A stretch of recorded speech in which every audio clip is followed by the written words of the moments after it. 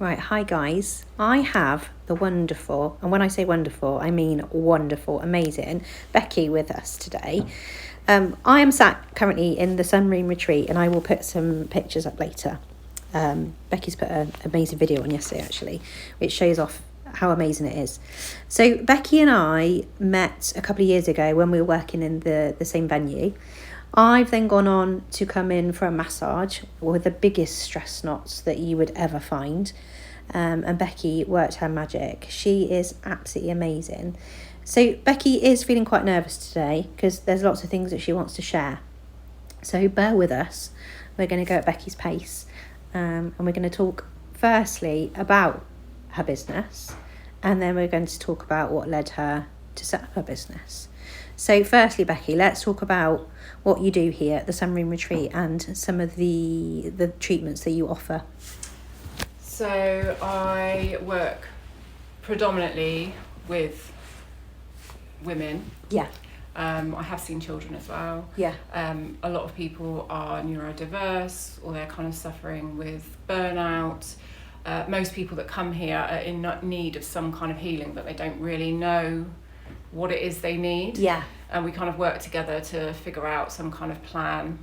This could be body work, so doing massage. I like to do a lot of stretching. The muscles hold tension and trauma. I've had people cry on the couch simply from just doing a massage and doing a bit of a muscle release. Yes. It just shows that we carry stuff. We carry our, people that come in with knots in their shoulders tend to be carrying a lot of burden of other people's burdens as well as their own. Yeah. And I kind of work with all this in mind. The person tends to be quite relaxed on the couch most of the time. But my mind is always reading the body and the energy that's going on underneath. Yeah, and they're probably talking to you as well, aren't they? Yeah. So, like when you go to the hairdressers, or you go anywhere, you do start telling people your story because that's your self-care time. So things come out, don't they? Then you're very good at. You were with me. Holding the space. Yeah. And allowing people to just have their say. Yeah. And I think with reflexology, especially, you get that chance to talk because I do it in a more Ayurvedic way. So the person is sat up, the pressure is deeper, so it's not like a relaxing treatment like a lot of practitioners use. It's a lot deeper. Yeah. And we have conversation and things flow, things come to the surface. I work in time slots as well, so instead of like booking one treatment, you kind of have a time slot and you fill the time slot with what you want. Yeah. I don't see more than 4 people in a day because I want to be able to give myself to each client fully. It's exhausting because you've got to hold the space, haven't you? So exactly. Process. I mean, I absolutely love my work, but I do need to take regular breaks. I'm neurodiverse as well. Yeah. I'm a highly sensitive person, so when somebody comes in and they cries, I feel it with them. Yeah, because you're empathetic to that. Yeah, totally. That's lovely though. So yeah, I absolutely love what I do. I love the feedback that people give me as well because I feel that I've actually made a difference to them. Yeah. And I see the change in people. People don't always see the change. Most of my clients are returning. I don't think I've got any really one-offs. Yeah. And I see the way that they change, the way they self-talk. Yeah. Just simple little things, but how they hold themselves. Yeah. And going on to sort of do things that they really love. Yeah. I've had people that have changed profession. Really? Yeah, and I'm not taking credit for that because that's all on them, but I hold the space for them to be able to... You have allowed that, allowed them to see how powerful they are and what they deserve rather than, going through life monotonously and kind of not enjoying it because that's not what we're here for. No, some people are in really stressful jobs, really sort of high-powered jobs. And I think people worry about financial burden, don't they, and things like that. Yeah. So, but it's so important to do, if you can, what you're passionate with. Because, like you say, you've only got one life, you're only here. So I think sometimes maybe in your 20s and 30s, people might do that. But yeah, once you get to 40s and stuff, if you can do... What's in alignment with you. Yeah, what's in alignment with you and... giving back. I think we live in a society as well where it's an achieving society where even in the spiritual community you've got a huge amount of people that are like constantly achieving, and fair play to them. Yeah. But it doesn't fit everybody, No. and we need to understand ourselves first of all, what works for us and what works for our family, and then everything else comes second to that. Yeah. Yes, we need to pay our bills, but what do we, how are we going to go about that, which is true and authentic to who we are? Yeah. And that allows us to still live our life. Absolutely, and think about your mental health and your stress levels and all of those things. So absolutely. Yeah. Because you're no good to your family if you're like so stressed and holding on to so much. Yeah, so. And I can relate to that totally. Like, I was very, very driven, and I wanted to achieve. And I just one day, dealing with my daughter, like going through the stuff, it just thought, who am I doing this for? Yeah. Because everybody else around me isn't happy. No. It's like I was trying to prove something to somebody who I think I know who it is. He's not even here now, and prove my self-worth. And actually, I needed to give my head a wobble and realise what was important. But that's good that you've taken that step back, because I think you changed your hours recently, didn't you? Yeah, to fit around my daughter. So I'm only working in the mornings till lunchtime, and I've opened up all my Saturdays. Yeah. Working till lunchtime so I can accommodate those after work people. That's really good. And all my clients have been absolutely lovely about it. Yeah. And I think when you're adamant about how you want to do stuff, the right people will appreciate that and honour that. Definitely. And not make things difficult. And they haven't. They've all been absolutely... I find that, because I'm working with parents, so if something happens with my girls and I need to change things around, they're so understanding. Yeah. Because that happens with them as well. When I make an appointment, something happens for them. So, it's relatable. Yeah, it's so relatable. So, and I think as long as you're honest, and people will make up, throw a sickie or whatever. As long as you're honest about stuff, it will land the right way. Yeah. And I am very open and honest about stuff. Some people may think that I'm a little bit too open and honest. The struggles that I've gone through, I quite openly talk about it. And I think it makes some people feel uncomfortable, but for the right people, it will land with the right people and make them feel comfortable and think, actually, I'm not failing at something, or I'm just in a process of where I need to go. Just being authentic and open, and I'm the same. I'm quite an open book. I think you know me within the first 5 minutes of meeting me, because I just think that's why we clicked. Yeah, exactly, and showing sort of vulnerabilities and just that we all make mistakes. No judgment. We're just human, aren't we?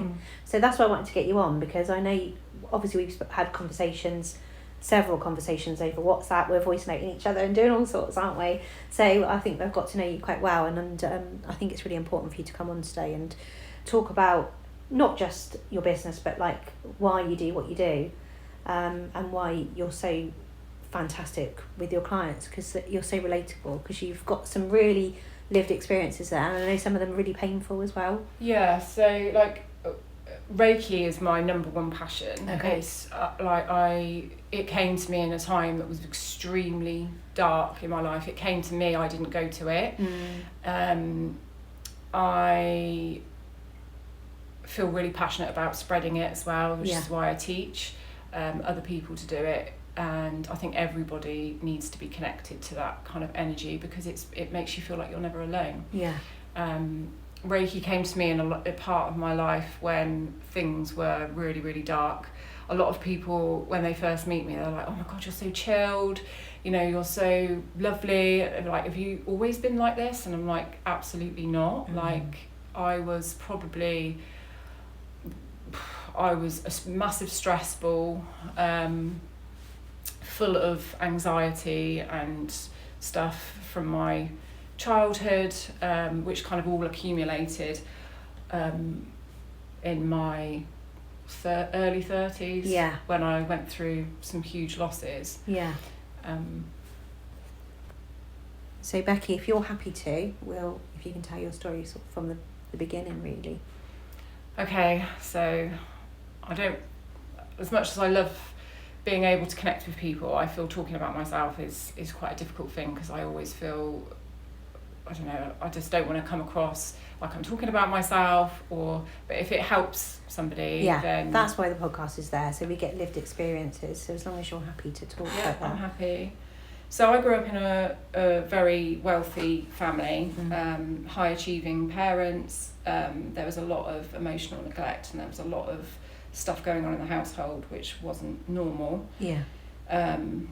Alcoholism was accepted because of the amount of money that was coming into the house. Drinking bottles of wine in the evening was just normal. Yeah. I grew up with behaviours which were really not very normal. Growing up, you just accept this as the norm. Your parents are who you look to as role models. Yeah. I started to rebel against all of this when I was probably about 13 or 14. I just things had become so unsafe at home that I used to sleep with a padlock on my door. Right. Okay. And it all kind of came to a head, and I left the family home. Yeah. I moved to Swindon on my own when I was very, very young. What brought you to Swindon? Why Swindon? I was going to college here at the time. Okay. I'm actually a Marlborough girl, so I was from Marlborough. I'd had some really, I was a really turbulent teen. Yeah. Fallen out with a lot of people, done some really bad stuff. Yeah. And I just wanted a clean break. And you didn't and Swindon was calling my name. And Swindon was calling your name. And you said you were saying to me about school as well. You didn't. School was a no-go for me. Like, I've heard people say, oh yeah, I hated school, but when you're neurodiverse, school feels unsafe. It feels like going into a war zone every single day, because you don't know how to be with other people. Yeah. Your teachers don't understand you, because especially back then there was no recognition of the condition. I would ask questions and I would be sent out for being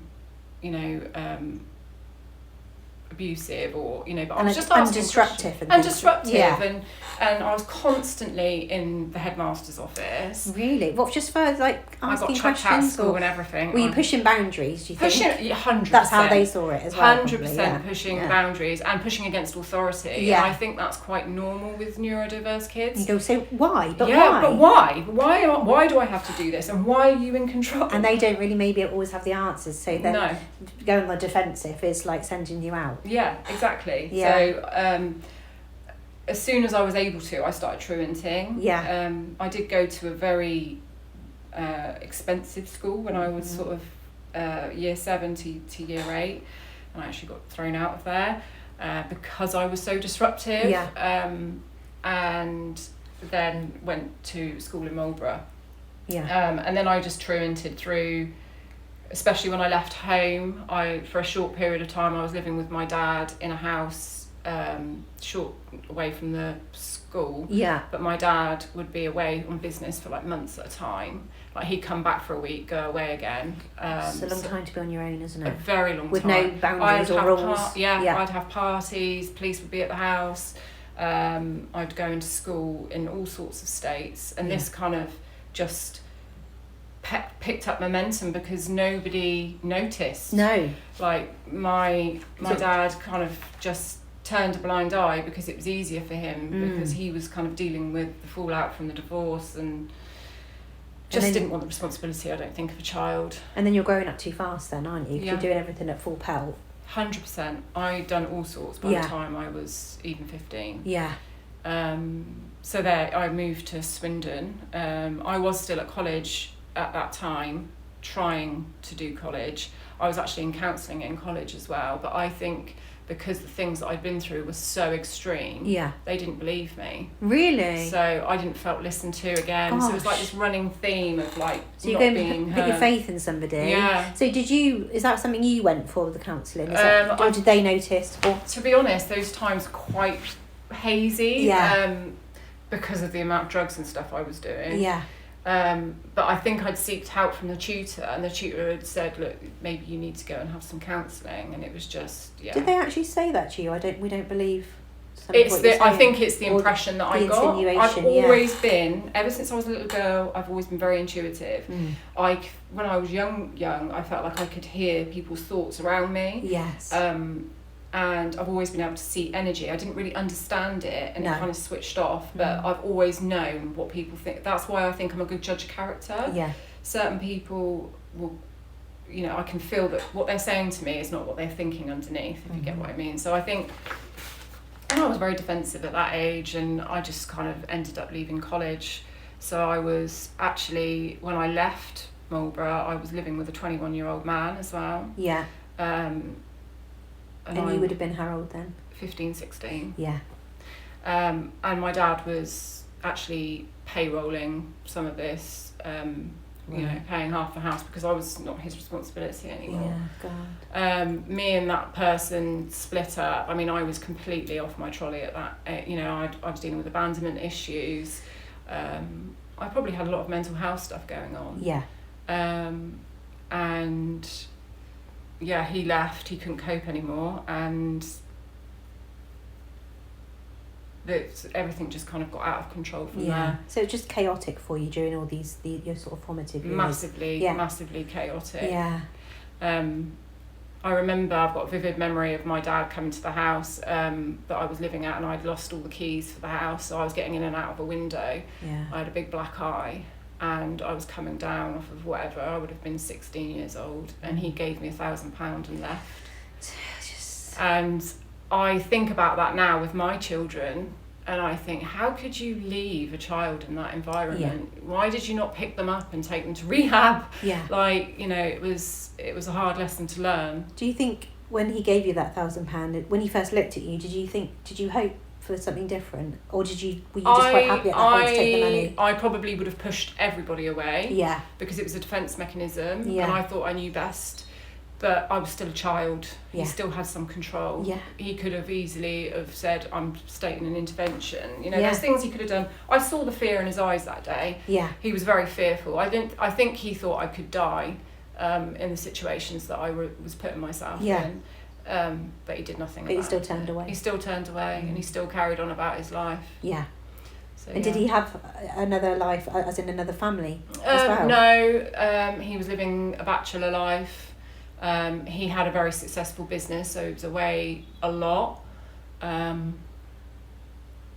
was just living life, and I suppose in my eyes I was living mine. Yeah. But I can truly say I wasn't happy then. No. I think the catalyst, it kind of all came to a head. I had to move out of the house. I had met some very close friends, young guys. I didn't really get on with women because they always I never just got on with girls. They just seemed to baffle me. You know, with boys, what you see is what you get, and they used to just kind of just tell you how it was. Yeah.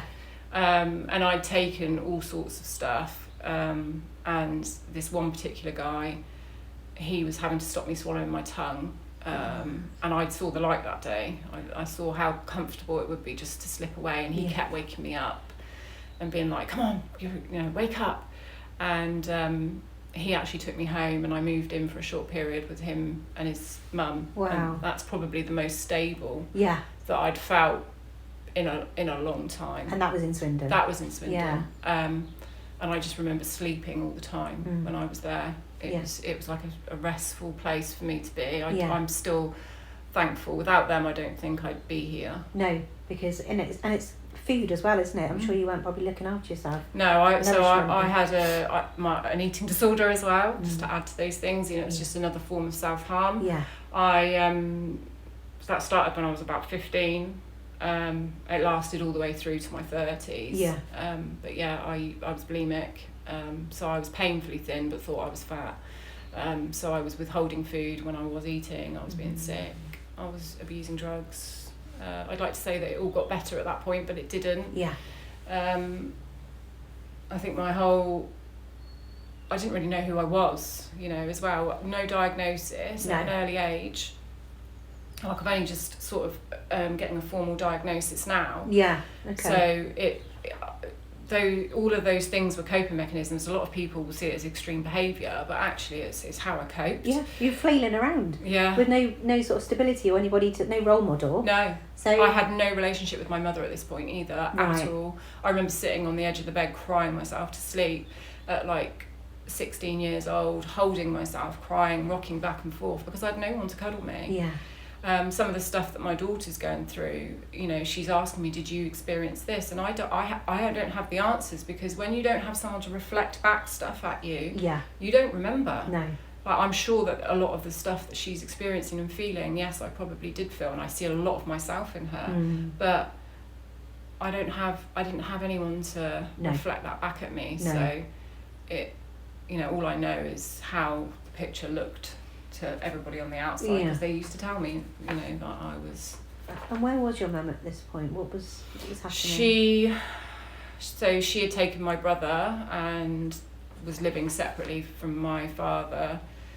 It's quite a difficult thing to talk about because my brother's still alive, and I wouldn't want to upset anyone. No. So it's something that there's things that I can't talk about. No, but, absolutely.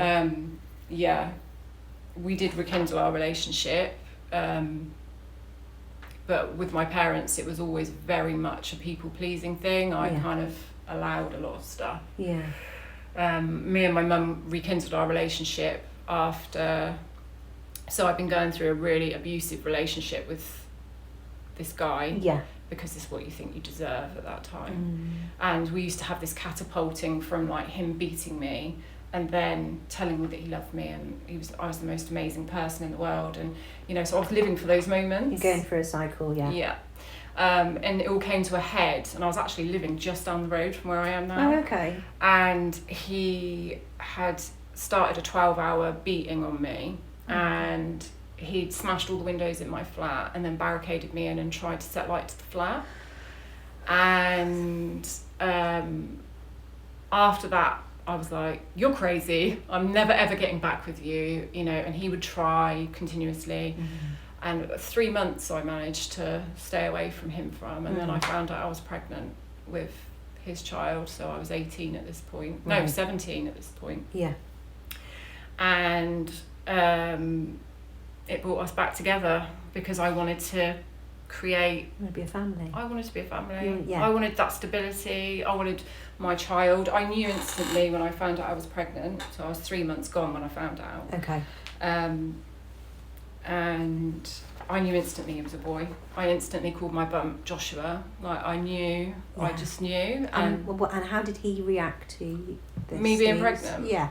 He was happy. I initially wanted me to abort, and it's quite a harsh thing to say, but he said we're not ready for this, and I was adamant. This is what I'm doing. Yeah. I don't need you. Yeah. But you're welcome to be a part of it. Yeah. And he was on board from that moment on. And how did that change you as a person? Being a mum? Yeah, just being when you found out you were pregnant. When I was pregnant, did that shift everything in your head straight away? Totally. So I stopped with the eating issues. Yeah. I would eat. All the drugs stopped. Didn't smoke. Didn't drink. My priority was that child that I was carrying. And I had shift my focus. Yeah. Because I didn't care about myself. That's why I would just do all these crazy things. But now I had someone to care about. Yeah, you're growing your life in your body. I had to respect your body. Respect my body and change as a person. And it did. It massively changed me. Unfortunately, it didn't really change him.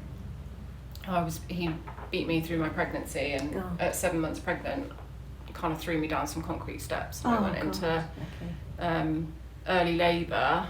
And Joshua was given medication for his lungs, and I was 3 centimetres dilated, but then it all stopped, luckily. Yeah.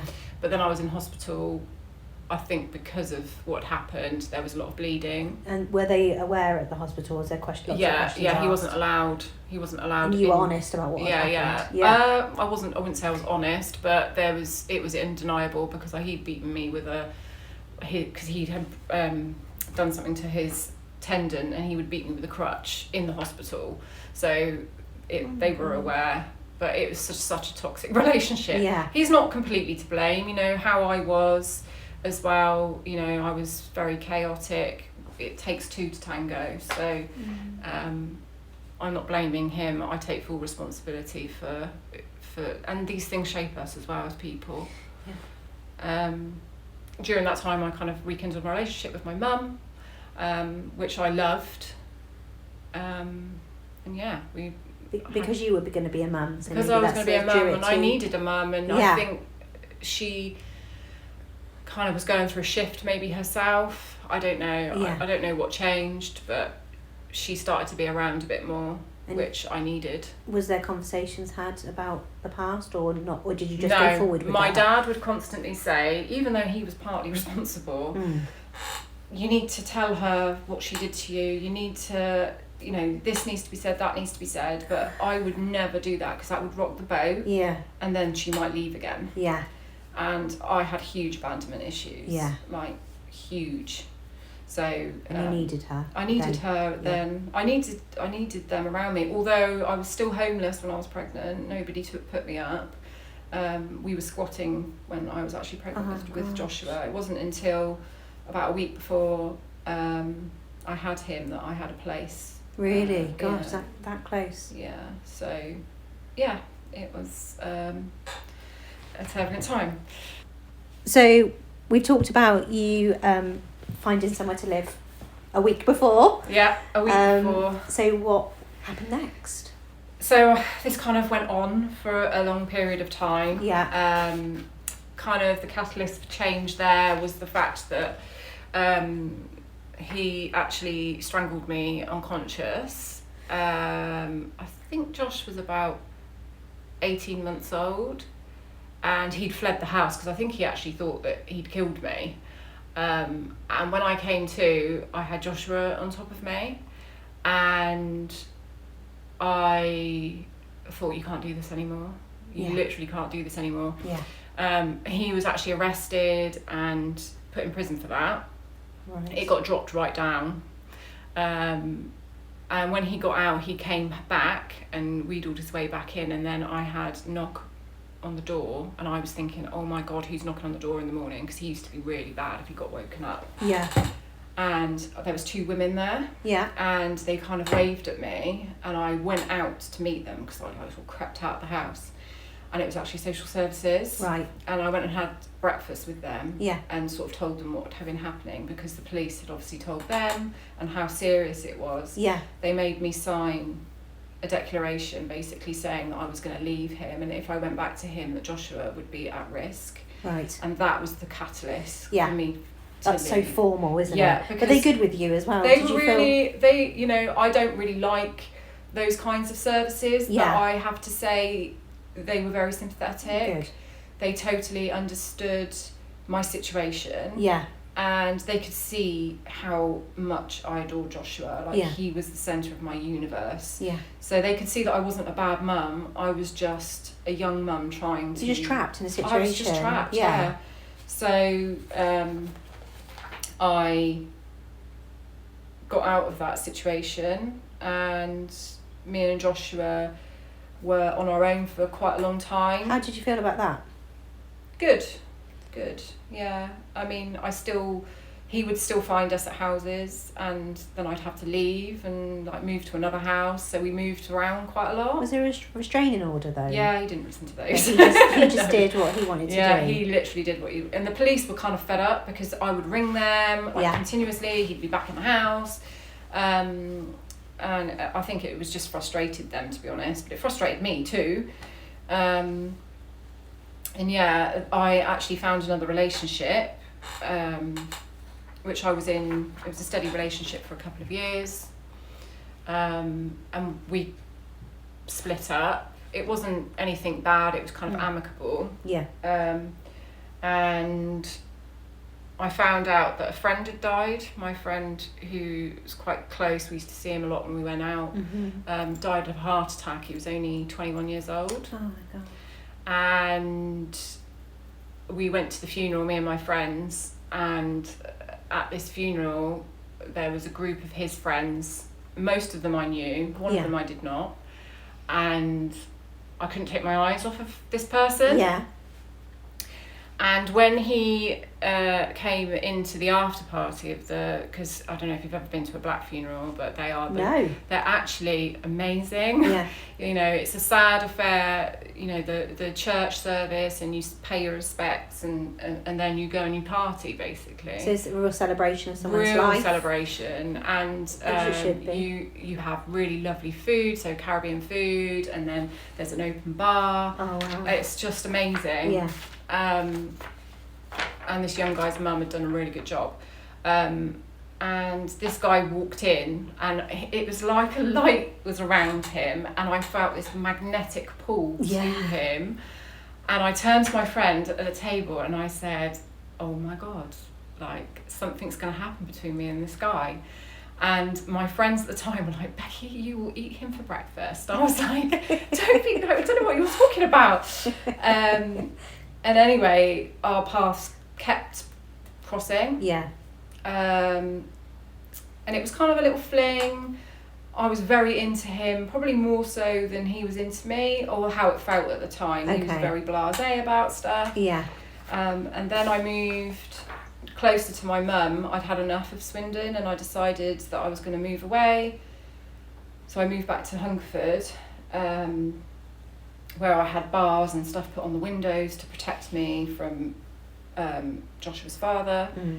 About 3 weeks after starting my new life, I found out I was pregnant. And I was like, oh my God. Yes. So this fling that I'd been having with this guy had equated to a pregnancy. And we didn't automatically get together. It was sort of, I went through pregnancy. We didn't kind of meet up properly until my daughter was about 3 months old. Really? Yeah, we spoke, but it obviously it had been a fling, so it wasn't. But something like I was having these like vivid dreams of being told that you need to have this baby and it's not just for you, and it was crazy. And the pregnancy was awful, absolutely horrendous. In what way? I had huge anxiety. I think because I'd gone from all of that chaotic stuff from Swindon, it was like I was shedding all this stuff that I'd been through. Yeah. And I would have panic attacks at like 11 o'clock at night, and my mum would come and pick me up at 11 o'clock at night and bring me home. It was just, I was very ill as well through that pregnancy. And Jasmine was born, and she came out very, very anxious. She would scream continuously. She was so anxious. I mean, some of it I think would have been to do with the pregnancy and all the adrenaline running as I was having those panic attacks. But now knowing that she's autistic, I think that attributed a lot to how she was as a baby. And then when she was like 3 months old, we started sort of casually seeing each other again, just for him to see her. And then within a couple of months, he was like, if we get a house together, would you move back to Swindon so that I can see you more? And the rest is history. Then after that, we had Tia, 2 years after Jazz. And then we got married. And we've now been married for 16 years this year. Oh wow. So it's just crazy how that kind of came about. But that's probably the most settled that I've been. Yeah. Did that take you a while to get used to that sort of like relationship of things not being, when things are chaotic and then you're used to chaos? I mean, does it take a lot to accept? Yeah, I mean, we both had a lot of trauma. Yeah. So we were quite chaotic together for a long time, and it took a long time to kind of understand each other. I would push continuously because I was so used to the abuse that I was almost pushing him to do that. But he would never, so I'm not saying it was all sunshine and flowers, because it definitely wasn't. No. And there was still, I still had issues with cocaine at that time and drinking. It was always very, very separate from my children. But I was still very, very chaotic. And we sort of catapulted through life at that point. I was a good mum, but I was a very militant mum. The kids had regimented bedtimes. I needed structure, and I made sure they had that. And actually, how I am now, I would have done things so differently if I could. And then, so we kind of bumbled along. And then in 2014, my sister, who I was very close to, she was always like my younger sister, and knowing what I now know about our family and stuff, she was probably 100% autistic. She struggled with alcoholism and drugs her entire life. I remember finding beer cans under her bed when she was 14. Wow. When I was little, looking through her stuff, Yeah. as you do. So she's your older sister? She's my older sister, okay. 5 years older than me. Yeah. So in 2014, she was found set up up against a tree, and she'd actually was on her way to U-turn, like a meeting because she was struggling. She'd not long come out of rehab, and she'd bumped into an ex who injected her with a lethal dose of heroin and cocaine. And from that moment, life just changed for me. I think that was the first realisation that actually my life wasn't normal. The way that I grew up was not normal. Like the fact that she died from this, you know, she was a casualty of our upbringing, and that really brought it home to me. I knew that her behaviours were dangerous, and I was angry with her for the way that she was sometimes. And I had carried all this guilt of, like, the last time I saw her, I was angry at her because she was drinking and doing stuff, and like I was like, how can you do this after you spent all that time getting sober? And I just wish I'd hugged her and held her and told her that I loved her, because in an instant things change. But you were angry because you loved her. That's why. So because I knew she was destroying herself.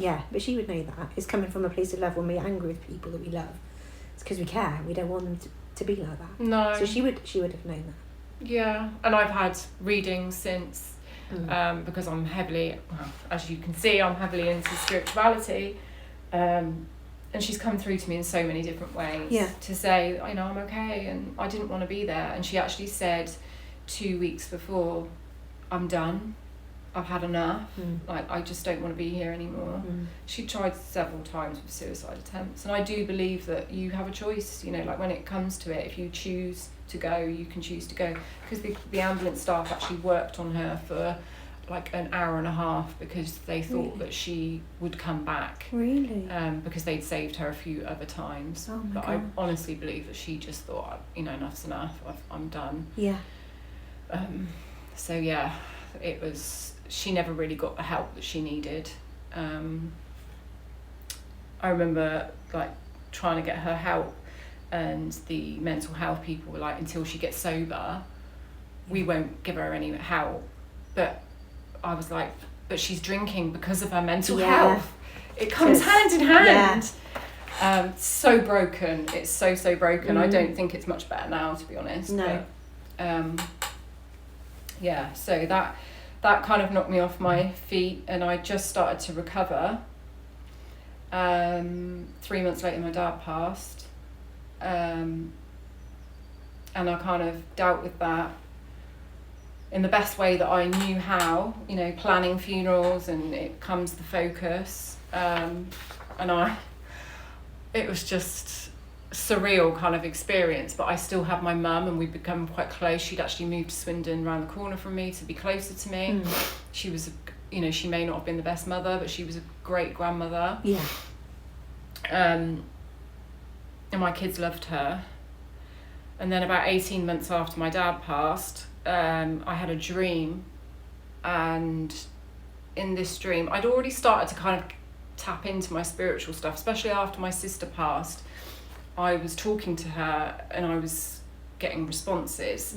My husband thought I was going mad, but I knew it was her. And then about 18 months after my dad passed, my daughter Tia, who is very like me, very spiritual, she'd come home from school very out of character, slumped on the sofa and kind of passed out. She was fine, she just completely had no energy. And as I picked her up that evening, I kind of cradling her in my arms, I turned around, there was a crow looking at me through the grass, kind of tapping at the glass. And I was like, that's weird. And then went up, took her to bed. And then that night I had this dream that my dad was in the dream, who'd already passed. He was trying to make me go into a viewing room to view somebody, and I didn't want to go in. And as I walked in, it was my mum that was on the table. Okay. And as I walked over to the table, like, oh my God, it's my mum. She turned her head and looked at me and opened her eyes. And when I woke up, I was like, that's weird.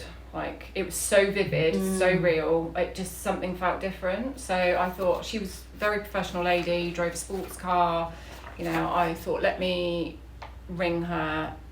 No, I didn't. I texted her first and she didn't reply. So then I rang her and she was slurring. And I knew instantly something's wrong. So I rang an ambulance from my house, drove up to her house, and she'd had a brain aneurysm and she was collapsed on the bathroom floor. The first responder came out, and my mum, as I said before, was a drinker. She drank every night, not a huge amount, you know, a bottle of wine. You know, I still think a bottle of wine a night is too much, but she would drink a bottle of wine a night. I think he thought she was drunk, so he didn't take it seriously. It took 3.5 hours for the ambulance to get there. Oh my God. Oh my God. Yeah. And by the time they got there, they didn't even blue light her up there. It was kind of like, oh, we'll take her in kind of thing. And then the doctor came to me once we got to the hospital and said, don't know how much of this she's putting on. And I was like, I'm sorry, what? She's not putting anything on. And he went, oh, I suppose we could give her a head scan. And I was like, yes, please, give her a head scan. Yeah. They were all sort of chatting over her bed as she went in. And then when she came out, they were all white as a sheet. And she'd had this massive bleed on the brain, and she was taken straight away to Oxford, and she was in intensive care. I knew because of the dream that she was going to come back round, but I also knew she was going to die, because otherwise why would she be in a viewing room? And I tried to push this away when I went through. They were like, oh my God. I told them about the dream because I was completely like, it was crazy. And they said, oh, you probably saved her life. You know, however you found out, you saved her life. And I was like, oh, you know, okay, fine. So we went in and out to see her, and then she came out of intensive care, went onto a ward, and then I got a phone call that she declined and we needed to come say goodbye, basically. Oh God. So yeah, that was then another loss. And it completely sent me over the edge. I was totally doolally. My drug use went up again. I was just totally off my head. I can't really remember too much about that period of time because I did lose grip on reality, I think. Were you putting in coping mechanisms that you know? Yeah, that I knew that worked or used to work for me. Yeah. We moved to Cricklade about a year. No, it wasn't even a year after she died. It was the Christmas after she died. For a new start, and I had a breakdown, and I totally and utterly broke down. I wouldn't get out of bed. So not only had my kids lost their grandmother, their auntie, and their grandfather, they lost their mum because I just closed the door, and Ben was having to deal with them on a daily basis because I just couldn't even get out of bed. I couldn't make food. Eventually, I ended up with psychiatrists, etc., them trying to sort of diagnose what was wrong with me. Bipolar, they said, amongst other things to do with the neglect from childhood. But so it kind of all came to a head, and I was on all this kind of medication. And when I got those diagnoses and I was told I was going to have to be on medication for the rest of my life, I decided to take all the medication and wash it down with a 2-litre bottle of vodka. And I was actually at a friend's house, and I don't think she was aware of what I was doing totally, or wouldn't have, otherwise she wouldn't have let me do it. No. My husband, I don't remember any of it, but he found me, took me home and looked after me that night. And luckily I woke up in the morning. When I did, I was faced with my children and my husband, who were completely beside themselves because I was in this awful state. And I just thought, you selfish bitch, like, how can you do this to your family? So I went downstairs literally the day after it happened, and I meditated and I pleaded with whatever is out there, save me, because I feel like I've got nothing to live for. I think dealing with that loss was like going back to my 15-year-old self, losing that family all over again. So I wasn't only grieving, I was going through abandonment issues, but I couldn't kind of comprehend it, and I don't think the psychiatrist really did it. It wasn't looked at properly either. No. The neurodiverse stuff was being covered over with all this mental health stuff.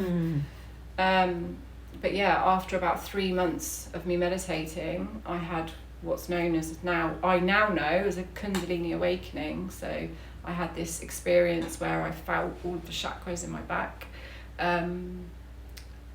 activate, and I was struggling a lot at that time with lower back issues, which is all of your trauma from your past, and I could feel this energy working to get rid of it. And I haven't, touch wood, had those issues with my lower back ever since, because I used to be on all sorts of medication for that as well. I was having these out of body experiences. I call it my Jesus era, because I literally felt I literally felt like I could walk on water. And I was having the most bizarre experiences. During meditation, I was meeting guides and going up through clouds and talking to people that weren't there. And my husband was like, I was writing stuff, I was reading so many books and crossing stuff out and saying that's wrong. My husband took me away because I think he thought I was losing my mind. And we went to Greece, and I remember sitting on the plane and seeing the wing of the plane like start to vibrate and then disappear. So I mean, a lot of people think I'm mad, but it's what they describe as seeing through the veil. I didn't know any of that at the time. I thought I was losing. You must have been so frightened. I was very frightened. Were you on any medication at this point? Only the medication so I'd completely stopped doing all drugs and alcohol. I was weaning myself off of the antipsychotics that I was on. So I was taking them minimally. I think it was like every other day. But yeah, that holiday was crazy. It was just it really was this awakening that was taking place. And I'd ordered this book about reflexology because before my mum died, she just qualified as a reflexologist. So I thought, maybe that's what I want to do, or maybe I want to be a reflexologist. And I'd ordered the wrong book by accident, and during meditation I've been seeing all these symbols. I'd had this experience where I felt energy like come through my head, my whole body was buzzing, and I felt the need to put my hands on the kids. I didn't really know what it was about, and when I was on the plane I got this book out about Reiki, and I opened the book and all these symbols that I've been seeing were in the book. Oh my God. And I was like, this is what it is. This is what I need to do. So that's what inspired, like, Reiki saved my life. And the book's like, hello Becki. Yeah, this is what you need. This is what you should be doing with your life. Oh my God, I love this. I love this. Yeah, it was an extremely humbling experience. The Jesus era didn't last. Literally. I want you to get a t-shirt with that on. I'll live in my Jesus era. It doesn't last because that energy then integrates into your system and it becomes normal. So but there's obviously a lot ricocheting for you, and it didn't quite know what to do and where to go with it. Exactly. So it's quite very powerful and quite frightening. It was so powerful. It was clearing all this stuff. I would be shaking during meditation, letting this trauma out, screaming and crying, and I did a lot of work. But good you didn't turn away from it, because some people could have, because they were quite frightened by it. Definitely, and I've read a lot of stuff about Kundalini awakenings and how dangerous they can be, because they can put people into psychosis. But because people, like I was seeing what I consider as angels, a lot of people, if you said that to somebody, they would be like, you need to be sectioned. Whereas my husband was just like, if you're saying that, I believe you. Oh, so that's what you needed, though, someone to say that. So it was his support. He doesn't believe in all that stuff himself. I think he doesn't allow himself to. No. But he wasn't scornful of it. No, he wasn't scornful of it. And it allowed me to yeah. kind of open up to this is who I always have been. Yeah. And let go of all the other stuff. You know, it took a long time. The first thing to go was cocaine. Like, I completely kicked that habit with the help of Reiki. And then over the process of a couple of years, alcohol started to edge its way out as well. Yeah. Because alcohol to me still then was like, it's a social thing. It's something you do when you socialise. Yeah. You know, like, and I'd used it as that in the beginning as a way of coping with those social structures of being able to fit in and stuff. I found it would make me relax. But actually, I don't like it. The next day is horrible now. No, now I'm in my 40s, I don't like it. No, I don't like it at all, and I see what it does to other people. Yeah. It makes me paranoid and insecure. Yeah. And I think I've killed someone. Yeah, exactly. I'm like, what? You wake up the next morning and you'd be like, oh my God, what did I say? What did I do? Yeah, it's not, and I'm not judging anyone who drinks because I've got lots of friends that still drink. I don't think it's good when you're going, well, personally, going through perimenopause and going through menopause. I don't think it's a good combination. I've done research into alcoholism, and it kills more people than heroin does. Really? Yeah, as the effects of it. You know, cirrhosis of the liver and the effects that it does to our bodies is damaging. And the fact don't really drink, but when I do, I just notice now that it's not. I just don't like how I feel. And it's so readily available, you know, through the COVID thing. Yeah. It was drinking in the day. There was no, exactly, and there was no toilet roll, but their alcohol shelves were always stacked. Yeah. And people came out of COVID with alcohol addiction. Yeah. You know, it's not okay. Like, they need to... That's shit, when there's no rules or boundaries. There's no, and there that's isn't. why people need rules and boundaries. The culture around drinking in this country is, you know, what do you do when you're 18? You go with your parents to the pub. Yeah. Like, what the hell? Yeah, you can legally drink now. Yeah. So it's seen as a good thing. Yeah, but as I said, I'm not judging anyone who drinks. Like, obviously my experience with alcohol is one of extremes. Yeah. And some people can drink, you know, just have one or two. Yeah. That isn't me. Yeah. I think when you have an addictive personality, and I think people who are neurodiverse tend to be quite like this. Yes. They tend to, especially like ADHD. ADHD especially. And if they kick it, they might swap it for something else. Yes, exactly. So, because you're constantly looking for, and I'm lucky that I found this profession. Like, people are like, God, you know so much, and it's like, because it's my special interest. Yeah, you can pour everything into it. Yeah, exactly. Yeah, absolutely. Right, let's just take a break for 1 second, because I think you're doing fantastic. Thank you. Right, we've just taken a little break and we're back.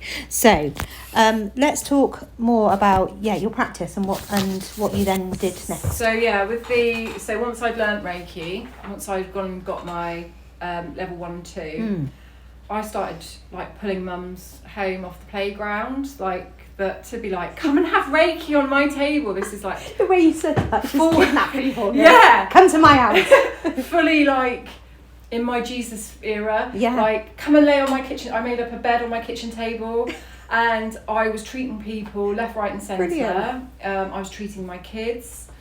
And I just knew that that was my calling. I knew that I had to help people realise that they had this potential. If I could go from all of that trauma, all of that darkness, and turn it into something good, then I just wanted to spread the word. But some of that at that time as well was like, I was trying to heal in other people what needed healing in me. Yeah. So I still needed to go through the process. That was a long time ago, so I was still going through my process, but I started with just like a little meditation group. Aww. So I was teaching people on my living room floor how to meditate and connect with their inner eye, and it kind of snowballed from there really.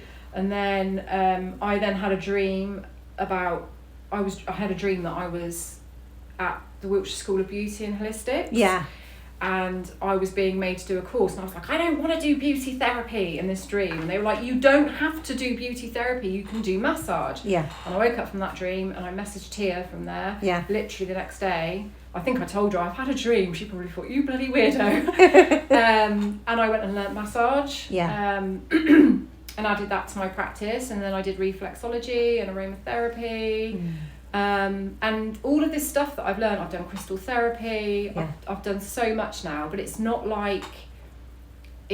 learning stuff, it's remembering it. I've done this stuff before. Interesting. And when I qualified as a reflexologist, I've had people come to me that have been having it for 30 years and they say it's the best they've ever had. They're like, you're so in tune, and and at the beginning, because you do doubt yourself at the beginning, it was like, I am right. I know this stuff. Yeah. It's in me. I already know this stuff. Yeah. So it was like remembering. And the essential oils and everything, you know what you're doing with those. I can smell lemon. Yeah, so I've got... Is that right? Yeah, I've got some lemon balm in. I've got chamomile in because I was trying to calm myself down before you got here. Because Becki was so nervous, but she's not now. I'm doing great. So nervous. I am always nervous. I think it's the neurodiverse thing is that you try to think too far forward. Yeah. And then I trip myself up. So, that's kind of part of it. But I found my calling, and people find me that need me. Yeah. I do a little bit of advertising on Facebook, but that's it. I don't feel like I need to, because word of mouth, I get so many people that come to me through word of mouth. I do resonate with that, because when I saw you, when we were in the same building, we crossed paths and we'd say hey to each other because we were busy. And I was like, I need to speak to this person. I need to speak to this woman more. Yeah. I just looked at you and I was like, I need to speak to her. We feel drawn to the right people. Yeah. And I am very, very lucky that everybody that crosses my path, I've heard so many other therapists tell me in the past, that they've got difficult clients and stuff, and I've never had that. I've always got on with everybody. Yeah. Even people who may have been considered the most difficult client out there, we find common ground, and a lot of the time it's where they haven't been heard, or they haven't been seen, or they need to be met at where they're at. Yeah. Instead of expecting them to meet you where you are. That's a huge part of it. Yeah. Huge. And no judgment. Who am I to judge anybody? Look at what I've been through. Look at the, the levels of depravity that I was in. Yes, I was in a bad situation. I'd had a bad start, but I was really down and out, and all of this has just completely changed me. Yeah. So I know that if I can do it, other people can do it. Yeah. And that's who I think I draw to me. Yeah. People that. Not everybody is like that. Not everybody needs healing. Some people just resonate with who I am and what I do, so they want to come and they enjoy the space. Yeah. They like how relaxed it is. I have a friendship level with most of my clients. Yeah. It's because we all need that. We shouldn't, healing needs to be done as a collective, not alone. Yes, I did a lot of my healing on my own. But I was supposed to do that in order to bring... Yeah, and now you've got a community of like-minded people, and they lift you, don't they? And that's what we should be doing as women, lifting each other. And it doesn't mean that I don't still go through stuff. I've been dealing with my children, and, they were late diagnosed. My daughter, Tia, I'm sure she won't mind me sharing her story, because she's kind of exposing it herself now. But she's been dealing with addiction, she's been dealing with eating disorders. She is literally like a mirror of me when I was younger. Yeah. And it's really, really tough, because I feel like I've done all this work. Why are they going through this, But what I've realised is your kids are going to play back the parts of yourself that you've hidden from yourself. Yeah. It's up to you then to be there to support that part of yourself that lives in them and help it heal. And then you heal this generational line. And what she's doing is amazing, and one of the biggest things that I struggled with her, and her sister before her, was because I've always been hyper independent, I would never ask for help, and I felt like I should do it on my own, and there was almost a shame, and I think a lot of parents feel this, a shame around how their child is portraying themselves or and these behaviours, but really these behaviours, they're trying to communicate something with us. Yeah. And the biggest thing that I did for myself and for her was get help, and reach out to you and to other people. Ipsum are doing some amazing work with young people. I'd like to speak to them, actually. They are absolutely, they are so amazing. Debbie, who coordinates all the counselling and stuff, she's amazing. And what we're still going through healing now. I'm still going through healing as a person. I'm doing counselling again to try and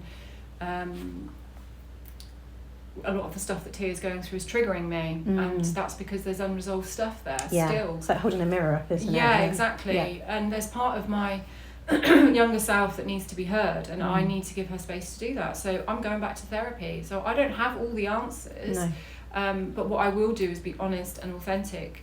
And it just, I've noticed that it allows other people to feel safe to do to be that 100%. But yeah, so we talk a bit more about we were saying about, obviously I know Tia, and it was lovely to see her today, but talk a little bit about Tia and your older daughter as well. Not attending, they came out of school, didn't they? Yeah. So I think all of my children are neurodiverse. Elias has a stammer, which I didn't actually know is actually a neurodiverse condition as well. I didn't know that until we went for therapy. So Joshua, I think, is possibly my eldest on the spectrum, but he's the high achiever. And very intelligent, super intelligent.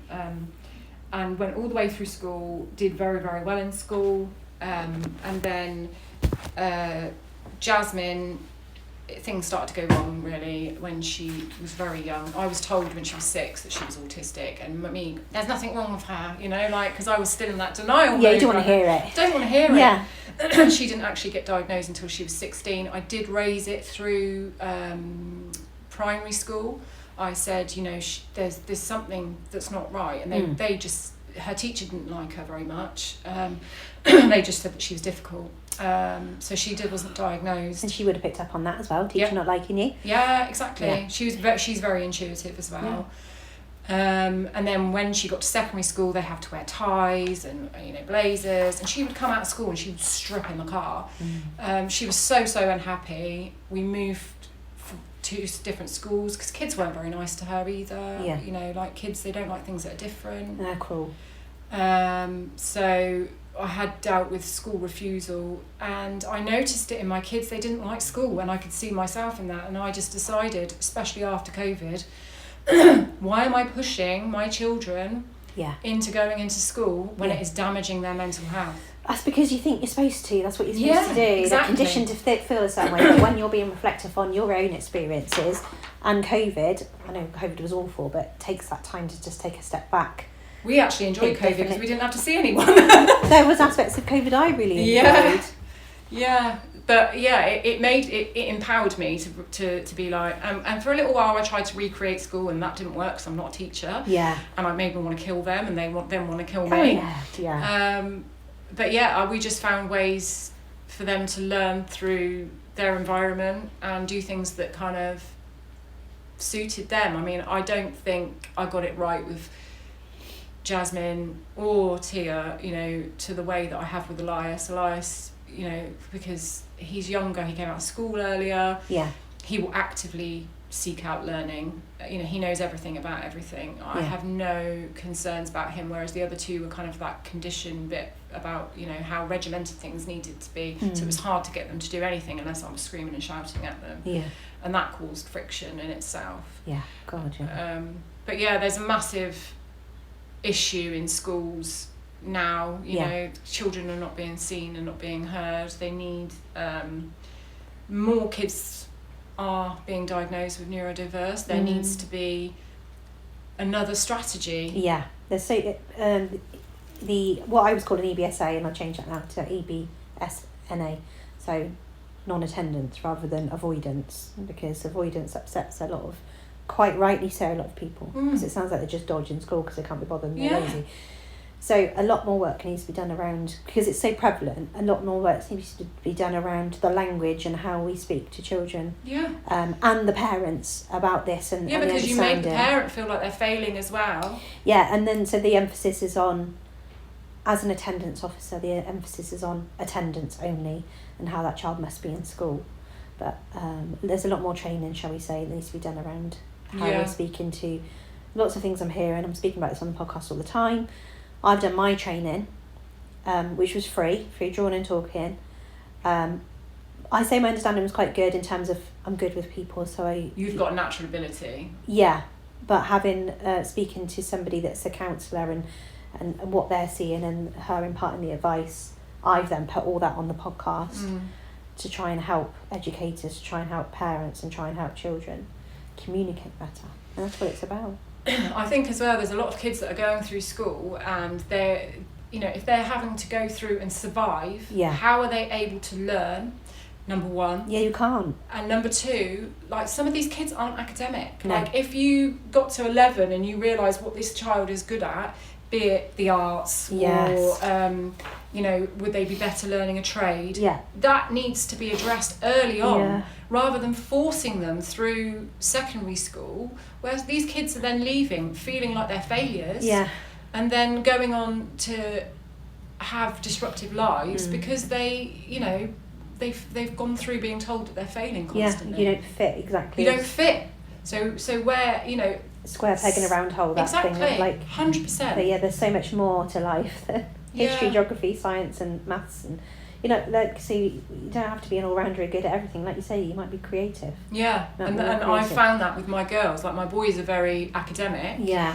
And love learning, whereas the girls are much more creative. Tia is singing and she's beautiful singing and very soulful, and then Jasmine's is art and creating and graphics. If that had been picked up early on, things could have been different. Yeah, it's just like archaic, isn't it, the whole system? And it's totally just a shame when you see sort of people saying things and they're sort of conditioned in a way to speak in a certain way because that's what they're told from above. And it's like, well, who are these people? Yeah, exactly. What do they know? Where's the lived experience? Yeah, because if you don't have the lived experience, they need to come to ground level. Yeah, and what I call it being on the shop floor. Yeah, I call it. Exactly, and understand things before they make these decisions. Yeah, because that's where it goes wrong. That's where it all goes wrong.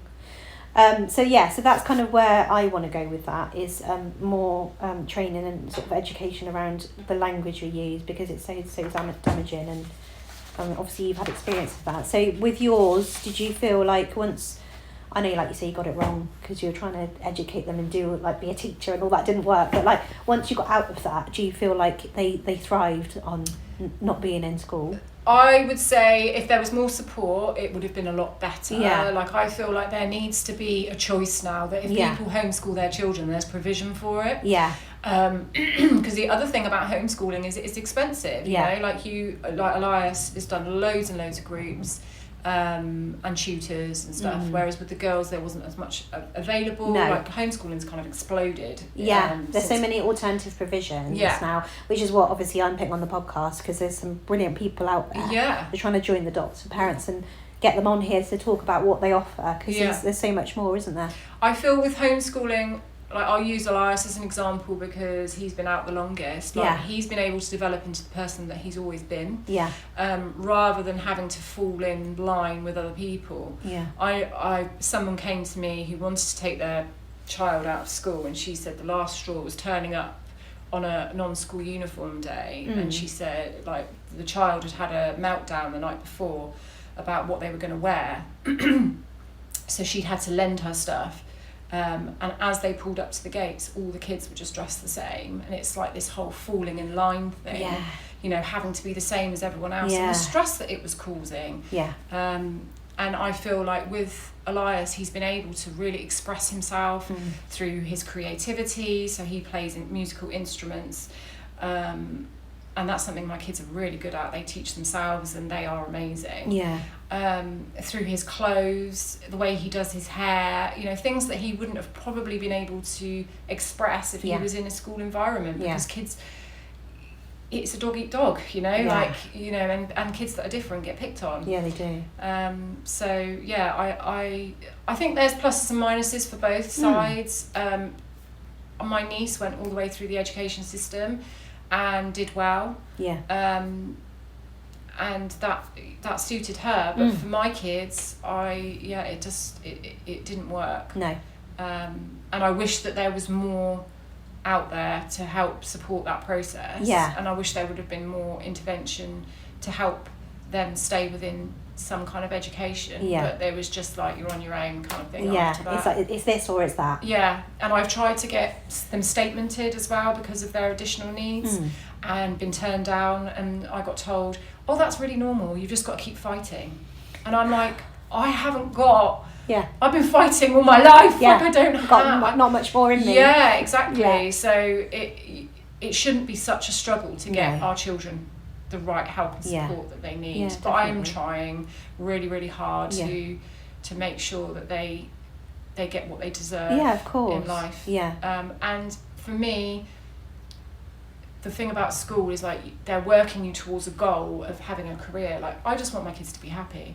That's my goal. Yeah. Like, if that means that they're, whatever they're doing, as long as they're contributing to life in the way that feels right for them, then I'm happy. Yeah, rather than being pushed. Someone was saying on the podcast the other day, like, she's getting asked at 13, what do you want to do with your life? She's like, I don't know, I'm 13. Yeah, exactly. I didn't know what I wanted to do until I was like, I don't know, do I still know what I'm doing? Yes, I don't, you do. you know, I really don't. But yeah, I feel like I've fallen into where I want to be from like 40, really. And I think it's quite common, I know I talk about a lot of neurodiverse, but I've done a lot of research lately, obviously around my own kids and around myself, that it's quite common that we don't know what we want to do, we process late. Yeah. One of the things I remember at school, like, I would be asked to read out. My reading age was always way, way above everybody else. Yeah. So I'd be asked to read out. I could not tell you what was on that page because my mind didn't process it. No.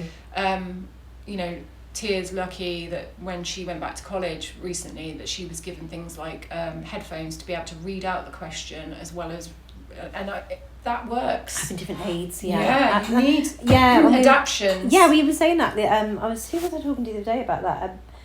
It was Jade that came on the podcast. She's got Inspire Enrichment. We're just talking about different learning, and kinesthetic. Oh yeah, about how you learn. Yeah, how I learn. Yeah. I learn that way. I don't know if I said that one right. There's all different ways. Yeah, it's like when if a teacher's like stands in front of the classroom and they're like, write this, and then off you go, and it's like, well, half the kids are doing things that because we all learn differently. Completely. Some people might need to scribe, or they need a visual, or you explain it in a different way, and it's like, having that time and space to do that, and having those aids. Yeah. And it being okay, like to do that, but maybe when you're quite young, you. Like Tia might not have accepted that when she was a bit younger, or use this. And, she didn't want to use it. She was given it, but she didn't want to use it. Yeah, so that's really key, isn't it? But yeah, I mean, there is some great alternative provision out there, you know, and there is also, like, if you're a bit older and you want to go back at, Wiltshire School of Beauty and Holistics were amazing with me. I keep looking at them. They, honestly, they were amazing with me. In particular, she took on board that I was neurodiverse. Like, she didn't even need the diagnosis. She could tell straight away because of how I am. And she's dealt with so many adult learners that are and that are not diagnosed. And she helped me get through every part of that. That's amazing. Because she could see the potential in me. Yeah. She's actually a client now of mine. So, I love that. I would highly recommend them to anybody who, yes, I work with them and I'm not paid to say anything, but they really, really helped me. You've had a positive experience and you're going to talk about that, and that's a good thing. Yeah, really, and good. I think women, there's a lot of us that get to a certain point and think, I'd like to go to this kind of work because, it's something that's in them. Yeah, definitely. I'm looking at reflexology, as you know. Yeah, it's a great, as well, like I said, I work with a chair, so I'm constantly face to face with the person, and people talk to you. So it's a really good, especially for kids. I need to have it with you because I'm laughing, saying I'm telling people I want to do reflexology. You've never had it? I've never had it. I'm obsessed with it. I've got such a fascination. Come and have some. I've got like a hyperfixation on it. Come and have some. And I can talk you through. Like, as we're working. I want to do my diploma in what's the 3 things that you have to have with your reflexology? A&P. Yeah. Yeah, that's hard. Yeah, I looked at the diploma for it the other day online. Somebody sent it to me, and I was like, "Oh, I'll have a look." So they do all that through Wiltshire School of Beauty. Yeah. And it is hard, especially but it's multiple choice. Yeah. But if you're like got a mind like mine, I'm like, are they trying to trip me up? Is this a trick question? Yeah. But yeah, I don't know. I will book him for reflexology because I'm like, well, why are you so obsessed with this? Yeah. It keeps nudging me, and I'm like, well, maybe you need to actually have it done. Follow those little nudges, because you know, we all get those little nudges, synchronicities, I say. Yeah. I don't believe in coincidence, you know, at all. Like, everything happens for a reason. Yeah. On a daily basis. I have tears like it as well. We see repeated numbers everywhere. Yeah. You know, signs are everywhere. Yeah. When I was moving to this house, there was some hold up over moving in, and I was saying to Tia in the car, I was driving home from college, and I was like, oh my God, you know, like, I just don't know when it's going to happen, and blah, blah, blah. And the car moved out of the way, and there was a lorry next to us, and it just said, just trust. Oh my God! And literally that night I got a phone call to say it's going through. Oh my God. So their signs are everywhere. Yeah, literally. You've got to be able to tune out of your thoughts enough to be able to see them. Yeah. And we all live such busy, you know, we always got so much chaotic stuff going through our head that we don't take enough time to just listen. No, just be intuitive and just take it in. And obviously I've mentioned to you off the podcast about some experiences I've had. Yeah, exactly. So that was an interesting conversation. Okay, one sec, let's just pause. Okay, so we've talked a lot today. We're just going to circle back to your practice, Becki, and why you do what you do. I suppose I do what I do because of where I've been and what I've been through. I like to see sessions as the individual's choice rather than trying to set anything out for anybody, because everybody's different, and I like people to feel that they're embraced individually. Yeah. I don't want my practice to be like anyone else's. I think there's some amazing practitioners around that are doing amazing things, and there's space for all of us. Yeah. And we all do things differently. So I prefer my sessions to feel like they're a shared journey rather than just a treatment. Yeah.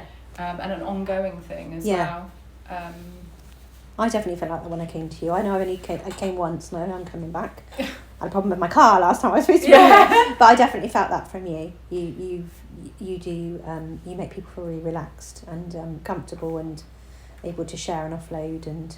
But I think that comes from being in a place where there is no judgment. Yeah, you know, like, definitely. I just don't have any judgment of anybody, and everybody's got their own story, and I'm interested in everybody's story, and I love it. I love connecting with people and hearing people's experience and trying to support them the best way that because I wish that I'd had it. Yeah. I wish that I'd had that. Going through that experience of an awakening was frightening. I can laugh about it now. It was, but there was no support around me at that time. And I don't want anyone to ever feel what it's like to feel alone. So, yes, I do, some holistic treatments and stuff, but I feel that this is so much more. I give my clients time to talk, and we run through what they want, how they want things to run. Yeah. We're not supposed to live in survival mode, and you're not supposed to do this alone. So that's what I'm trying to create. Yeah, and you certainly do that. Thank you. Right. Are you happy? I feel like we've said everything we need to say. Yeah, and I hope I haven't bored anyone with my tales of woe. Your story is important, and it's definitely one that people want to hear. So I think you've been really brave today. Wow, with this, with the book, I'm like trying to write this book. Yeah. I feel like this may inspire me I did wonder that, because I know it's been chapter. A bit stop-start, but it's time. It's very, very difficult to write stuff. Yeah. That is so personal. Yeah, of course. And also without offending anybody. I'm conscious that I don't hold anyone accountable. The only person I hold accountable for my life is myself. Yeah. I don't blame anybody. I've been through some horrible stuff and some hard stuff even lately. But I don't blame anybody else. Yeah. Things change, and we move on, and we evolve. We do, and I hope you listen to it back and then feel proud of it. Let me rephrase that. I want you to listen to it back. I want you to feel proud of it, and then become unstuck and flow that book out. Yeah. I want to help. I know that what I've been through will help some people. Yes, it will. And there's a lot of people out there being diagnosed with lots of mental health stuff, and actually really they are very spiritual, highly sensitive beings that need a little bit of guidance, and they need to get in touch with their spiritual side, and if they do, it fills in the missing piece. Yeah. And I've always felt very different, very not the same as everybody else, and this has made me, I've come home. You fully embrace it. Yeah. And when people come to learn Reiki, I see that in them as well. It's changed a lot of people's life. Not me, Reiki's changed their lives. Yeah. It's made them more settled and more happy with who they are as people, and they're fulfilling what they have always wanted to do, which is to help other people. Yeah. That's what we're here for. We're here to help each other evolve. I believe that as well. Yeah, definitely. Thank you. Thank you so much.